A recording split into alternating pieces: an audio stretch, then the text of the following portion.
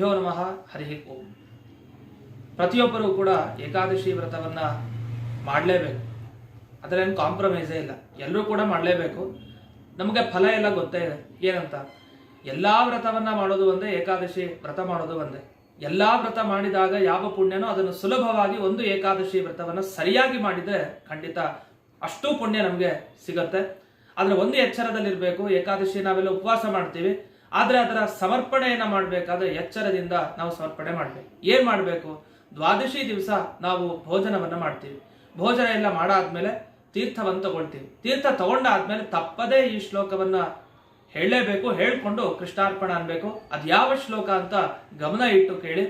ಏಕಾದಶ್ಯುಪವಾಸೇನ ದ್ವಾದಶ್ಯಾಂ ಪಾರಣೇನ ಚ ಯದಾರ್ಜಿತಂ ಮಯಾ ಪುಣ್ಯಂ ತೇನ ಪ್ರೀಣಾತು ವೈ ಹರಿಹಿ ಅಂತ.